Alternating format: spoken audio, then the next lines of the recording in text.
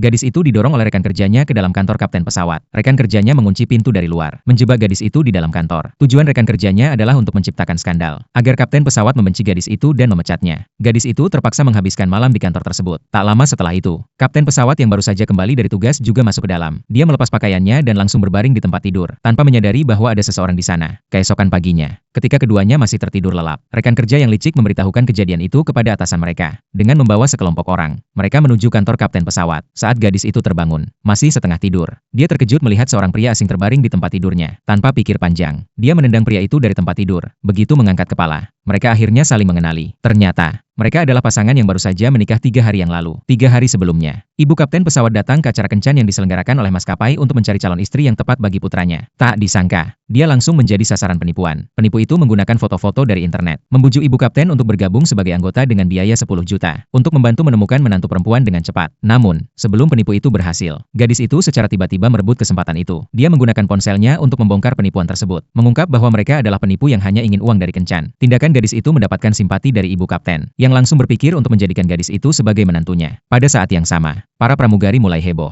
karena mereka mendengar bahwa kapten pesawat yang terkenal akan kembali ke negara asalnya. 4 tahun lalu, pesawat yang sedang terbang mengalami kerusakan pada sisi kanan, dan menghadapi risiko jatuh. Namun, kapten pesawat yang berpengalaman berhasil menghindari bencana tersebut, menyelamatkan 125 penumpang di pesawat, menjadikannya pahlawan di mata banyak pramugari. Gadis itu teringat kejadian tersebut. Ternyata, gadis itu juga berada di pesawat yang sama pada saat itu. Namun, dia tak tahu bahwa pria yang ada di hadapannya adalah kapten pesawat itu. Ibu kapten pesawat yang melihat banyak wanita mengerumuni putranya. Takut gadis itu berpikir bahwa putranya adalah seorang playboy, mengajak gadis itu keluar dan menelepon putranya untuk mengganti pakaian kasual. Dia menyuruh putranya untuk tidak memberitahu gadis itu bahwa dia adalah kapten pesawat, karena khawatir gadis itu tidak akan menyukainya. Untuk menunda waktu, ibu kapten berpura-pura sakit. Gadis itu dengan baik hati merawat ibu kapten tanpa ragu. Tak lama kemudian, pria itu datang dengan mengenakan pakaian satpam. Begitu melihat putranya datang, ibu kapten berpura-pura semakin sakit. Gadis itu khawatir dan ingin membawanya ke rumah sakit. Namun, ibu kapten justru membawa mobil menuju kantor catatan sipil. Tanpa mereka ketahui, 2 orang asing yang baru bertemu itu akhirnya menikah dan mendapatkan akta pernikahan mereka. Segera setelah menikah, ponsel gadis itu berbunyi, memberitahu bahwa dia terlambat untuk wawancara pekerjaan. Dengan terburu-buru, gadis itu pergi menuju perusahaan tempat dia akan diwawancarai. Namun, begitu masuk, dia bertemu dengan mantan pacar yang jahat dan wanita licik. Keduanya mengejek gadis itu habis-habisan. Mereka mengira gadis itu datang untuk meminta rujuk. Gadis itu baru ingin membantah. Namun, pada saat yang sama, sang pewawancara keluar dan meminta gadis itu segera masuk untuk wawancara. Namun, wanita licik itu dengan sengaja mengotori pakaian gadis itu.